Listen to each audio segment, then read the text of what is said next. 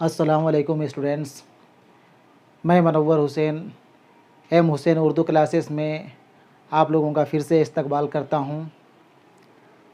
उर्दू पढ़ना लिखना सिलसिले को जारी रखते हुए आज हम लोग पिछले क्लास से आगे बढ़ते हैं, पिछले क्लास को कंटिन्यू करते हैं।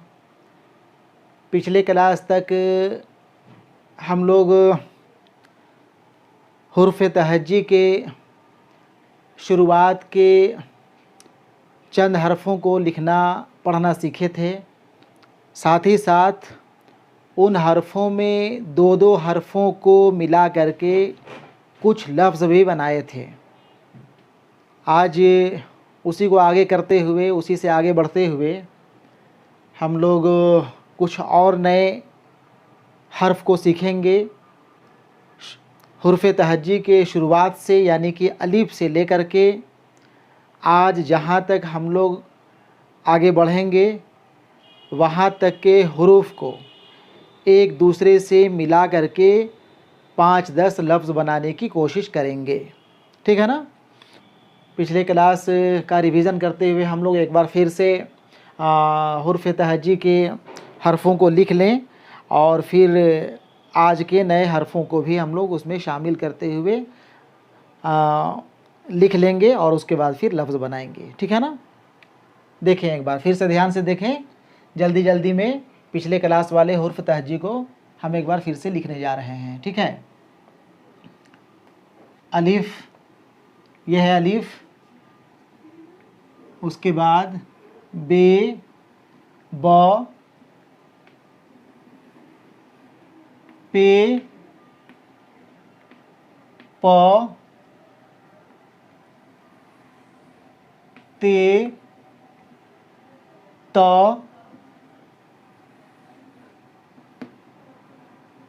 ट, टे, ट और उसके बाद है से यानी कि स। अलिफ को छोड़ करके बाकी जो भी हुरूफ यहाँ पे लिखे हुए हैं सबकी बनावट, सबकी शक्ल लगभग एक जैसी है। सिर्फ फ़र्क है तो नुक्ते का फ़र्क है। ठीक है ना। इसके आगे हम लोग देखे थे या फिर इसके आगे जो हर्फ होते हैं वो फिर हम एक बार लिख दे रहे हैं। वो हर्फ है जीम, जिसे हम बतलाए थे कि आप लोग ज के नाम से जाने। इसके बाद चे यानी कि च, हे यानी कि ह। यहाँ पे ध्यान देंगे, ये हे में नुक्ता नहीं है बल्कि ये प का नुक्ता है। ठीक है ना। हे में नुक्ता नहीं होता है। उसके बाद है ऊपर यहाँ पे एक नुक्ता है, इसे कहते हैं खे यानी कि ख। ठीक है ना। यहीं तक पिछले क्लास तक हम लोग देखे थे। ठीक है। इसके आगे का हर्फ देखा जाए। यहाँ ध्यान से देखें कैसे हम इस हर्फ को लिख रहे हैं। यहाँ से आए उल्टा सी टाइप का, उल्टा सी जैसा है ना। यहाँ से शुरू करेंगे, ऊपर से आगे बढ़ते हुए यहाँ तक आएंगे। इसे कहते हैं हम लोग दाल, उर्दू में कहते हैं दाल। आप लोग इसे द के नाम से याद रखेंगे। ठीक है ना। दाल के बाद होता है बिल्कुल ऐसे ही जैसे दाल लिखे बिल्कुल वैसे ही होगा, वैसे ही लिखेंगे। सिर्फ यहाँ पे जैसे यहाँ टे में ट में दिए थे जिस तरह का निशान मार्क, यहाँ भी हम लोग वैसे ही जो है निशान देंगे, मार्क देंगे और ये हमारा बन जाएगा दाल। उर्दू में कहते हैं दाल, जिसे आप लोग ड के नाम से याद रखेंगे। ड दाल, डाल। उसके बाद होता है ठीक वैसे ही जैसे लिखे दोनों हर्फ वैसे ही होगा। ये भी एक नुक्ता ऊपर होगा, इसे कहते हैं जाल, जाल। आप लोग इसे ज के नाम से याद रखें। ठीक है ना। जा आप लोग को ऊपर भी आया था, यहाँ भी आया था। जीम, उर्दू में कहते हैं जीम, यहाँ भी इसे हम लोग ज कहते हैं। और यहाँ पे जो जाल लिखे हैं इसे भी हम लोग हिंदी में ज के ही रूप में इस्तेमाल करते हैं। अब हम लोग देखेंगे कहाँ पे जीम का इस्तेमाल करना है, कहाँ पे जाल का इस्तेमाल करना है, या भी और भी इस तरह के ज वाले हर्फ उर्दू में आएंगे, उसे भी अभी हम बतलाते हैं, दिखलाते हैं। दाल, डाल, जाल, उसके बाद का हर्फ है ऊपर से नीचे आए सीधा, ऊपर से नीचे सीधा आएंगे, अलीफ छोटा करके लिखेंगे, जैसे अलीफ लिखते हैं थोड़ा छोटा लिखेंगे और कोना बनाते हुए आगे बढ़ जाएंगे। इसे कहते हैं रे, यानी कि रॉ। ठीक है ना। र के बाद, रे के बाद ठीक वैसे ही जैसे रे लिखे वैसे ही लिखेंगे। यहाँ पे जैसे डाल के लिए निशान दिए थे, जैसे टे के लिए निशान दिए थे, वैसे ही निशान बनाना है। इसे हम लोग पढ़ते हैं उर्दू में अड़े, रे अड़े। आप लोग इसे ड़ के नाम से जाने, ड़, अड़, ठीक है ना। रे अड़े, ठीक वैसे ही जैसे बनाए दोनों हरफों को वैसे ही बनेगा। एक नुक्ता देंगे, जे, इसे कहते हैं जे हम लोग। आप लोग इसे फिर से एक बार ज के नाम से जाने, रे अड़े जे। और फिर इसी तरह के एक और हर्फ होता है, ऐसे ही मिलता जुलता, एकदम बिल्कुल वैसे ही, सिर्फ इसमें नुक्ता दो बढ़ा देना है। इसे भी कहते हैं जे, हम लोग बड़ी जे के नाम से भी जानते हैं, जे। इसे भी आप लोग ज के नाम से याद रखें, ठीक है ना। तो आज का नया हर्फ बस इतना ही हम लोग सीखेंगे, इसे आप लोग नोट कर सकते हैं। और अब अलीफ से लेकर के जे तक, अलीफ से लेकर के जे तक, इसमें आपस में एक दूसरे को मिलाते हुए जो मीनिंगफुल लफ्ज़ बन सकता है उसे बनाने की कोशिश करेंगे। ठीक है, देखा जाए। इसे मिटा देते हैं।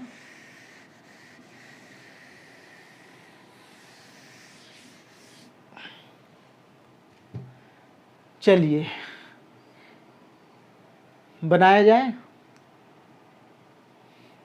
अलिफ से दाल को मिलाएंगे तो कोई भी लफ्ज़ बनेगा, कोई लफ्ज़ नहीं बनेगा, मीनिंगफुल लफ्ज़ नहीं बनेगा। लिखने का तो हम लोग अलिफ चूँकि अगले हर्फ से नहीं मिलता है, इसलिए अलिफ जो है हमेशा अलग ही रहेगा और दाल यहाँ पे अलग हो जाएगा। अगर अलिफ और दाल को मिलाएंगे तो बनेगा अद। आगे जाके लिखेंगे हम लोग अदना, तो एक लफ्ज़ बनेगा, लेकिन अदना लिखने के लिए फिर और दो हरफों को बढ़ाना पड़ेगा, इसलिए अदना यहाँ पे नहीं लिख रहे हैं। अद इस तरह से मिल जाएगा, ठीक है। अगर बे को हम लोग दाल से मिलाए तो अब यहाँ पे देखें ध्यान से, बे और दाल कैसे मिलेगा। बे दाल से मिलेगा, अलिफ तो दाल से नहीं मिल सकता था, चूँकि अलिफ से शुरू होने वाला कोई भी लफ्ज़, अलिफ से शुरू होने वाला कोई भी लफ्ज़ में अलिफ अपने अगले हर्फ से नहीं मिलता है। हम इसे पहले भी बता चुके हैं। यहाँ पे देखना पड़ेगा कि बे और दाल, बे और दाल, बे और द आपस में मिलता है या नहीं मिलता है। ब और द को मिलाएंगे तो पढ़ाएगा बद, एक मीनिंगफुल लफ्ज़ है, बद के माने बुरा होता है, ठीक है। तो बे और द को मिला के देखते हैं कैसे वो बनता है। यहाँ पे देखें ध्यान से, बे की आधी शक्ल लेंगे यहाँ तक, बस नुक्ता देने का काम बाद में, आखिर में। बे यहाँ तक आए, ऊपर जा कर के ऐसे घुमा दिए, ये बन गया हम लोगों का बद।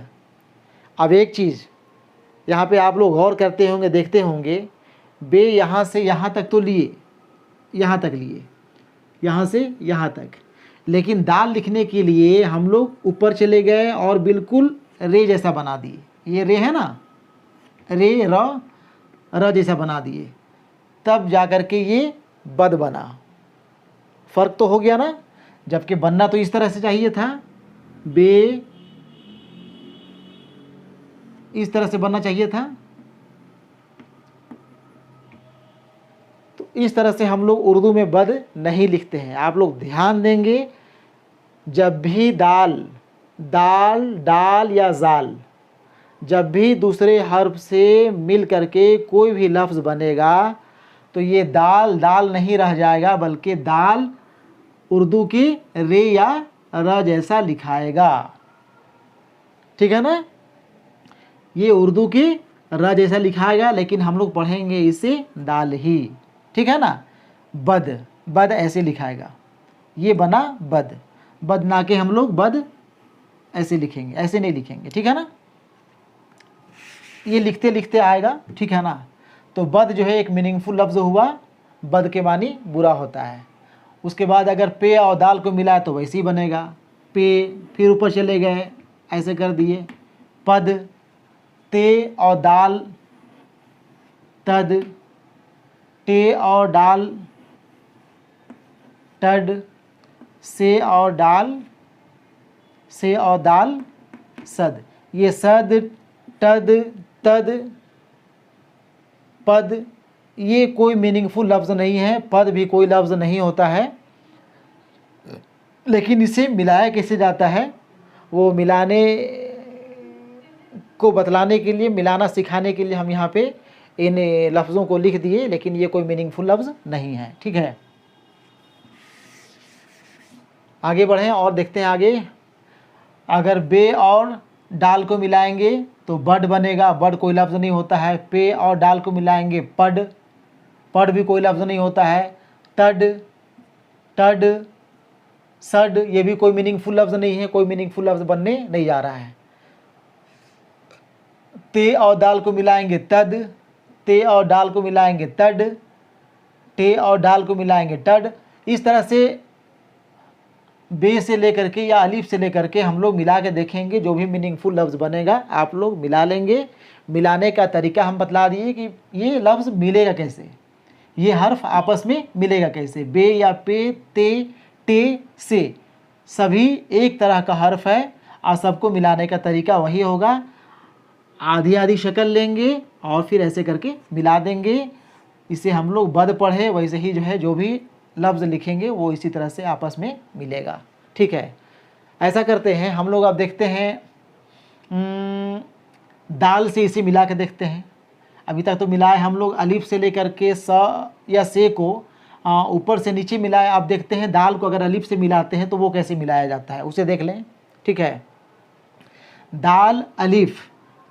अब यहाँ पे ध्यान देने की बात, गौर करने की बात, जिस तरह से अलीफ बिल्कुल इसे हम लोग मगरूर घमंडी कहें। घमंडी मगरूर इसलिए कि अलिफ से शुरू होने वाला कोई भी लफ्ज़ में अलिफ अपने अगले हर्फ से नहीं मिलता है।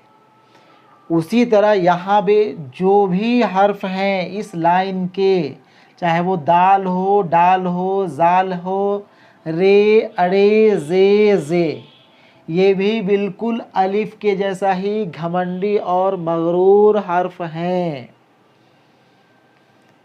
ये सात हर्फ से जो भी लफ्ज़ बनेगा, इन सातों हर्फ से जो भी लफ्ज़ बनेगा, सातों हर्फ से शुरू होने वाला, शुरू हो करके जो भी लफ्ज़ बनेगा, उन लफ्ज़ों में ये हर्फ नहीं मिलेंगे। अगर इन हर्फों से कोई लफ्ज़ शुरू होगा तो वो दूसरे हर्फ से नहीं मिलेंगे।